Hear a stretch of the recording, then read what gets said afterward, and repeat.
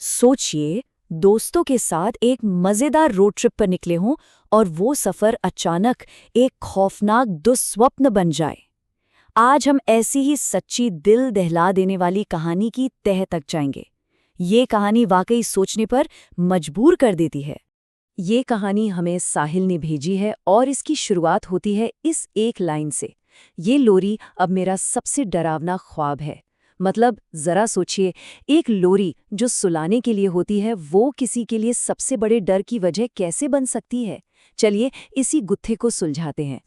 तो कहानी शुरू होती है 4 दोस्तों से, साहिल, चिराग, अरुण और समय।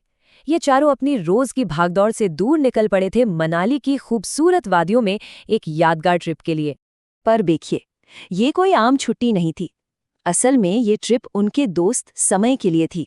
समय, जो हाल ही में अपने छोटे भाई को एक हादसे में खोने के बाद बहुत चुप और गुमसुम रहने लगा था।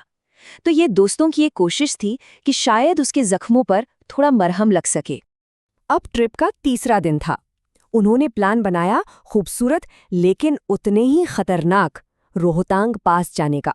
उन्हें जरा भी अंदाजा नहीं था कि आगे उन्हें एक ऐसी चेतावनी मिलने वाली थी जो इस पूरे सफर को हमेशा हमेशा के लिए बदलने वाली थी।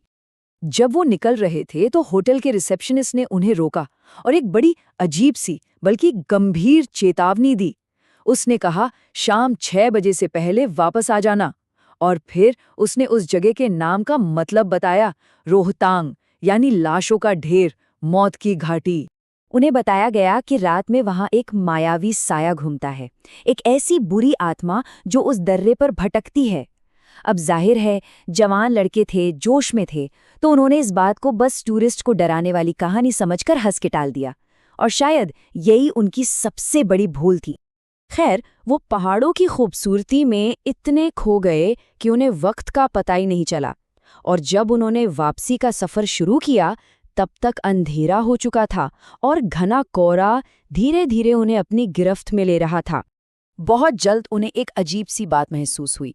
ऐसा लगा जैसे वो एक टाइम लूप में एक ही चक्कर में फंस गए हैं।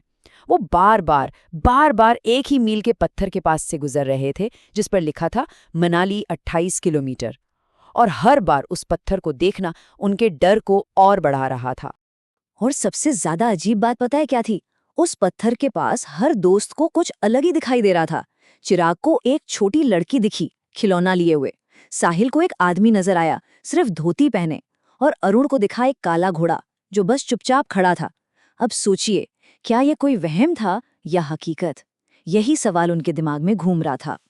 वो भी इसी उलझन से निकलने की कोशिश कर ही रहे थे कि गाड़ी चला रहे अरुण ने कांपती हुई आवाज में कुछ ऐसा कहा जिसने सबके होश उड़ा दिए। अरुण ने कहा, बाहर मत देखो, पर कोई हमारे साथ चल रहा है। एक ऐसा सच जो सुनने में नामुमकिन लगे, एक साया जो उनकी चलती हुई गाड़ी के साथ साथ चल रहा था, ठीक खिड़की के बगल में। और गाड़ी की रफ्तार कोई कम नहीं थी, वो 40 किलोमीटर प्रति घंटे की स्पीड से चल रही थी। पर वो जो भी था, वो दौड़ नहीं रहा था, वो बस चल रहा था। जी हाँ, बस चल रहा था। उन्होंने देखा, वो करीब 15 साल का एक लड़का था। चेहरे पर चोट के निशान थे, कपड़े मिट्टी में सने हुए थे, और वो बिना किसी मेहनत के आराम से उनकी तेज रफ्तार गाड़ी के साथ साथ चल रहा था। अब जहां एक तरफ बाकी सब दोस्त डर से कांप रहे थे, वहीं समय, जो पहले से ही अपने भाई को खोने के गम में था, उसे उस लड़के पर दया आ गई। उसे लगा शायद इसे मदद की जरूरत है। और सबके लाख मना करने के बावजूद समय ने गाड़ी की खिड़की नीचे कर दी। और फिर ये मुलाकात भी उतनी ही अजीब तरह से खत्म हुई जैसे शुरू हुई थी। अरुण ने गाड़ी की स्पीड बढ़ाई और जैसे ही गाड़ी आगे निकली, वो लड़का सड़क पर खड़ा होकर हाथ हिला रहा था और समय ने भी पलटकर उसे हाथ हिलाया। उसे जरा भी अंदाजा नहीं था कि उसने अनजाने में क्या कर दिया है। जैसे तैसे वो लोग होटल वापस पहुंचे। बुरी तरह डरे हुए थे, थके हुए थे, लेकिन सुरक्षित थे।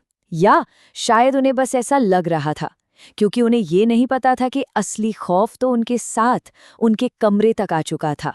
रात के करीब 3:30 बजे साहिल की नींद एक गाने की आवाज से खुली। उसने आंखें मली और जो देखा वो बहुत ही अजीब था। समय अपने बिस्तर पर बैठा था और अंधेरे में शीशे में अपनी ही परछाई को घूर रहा था।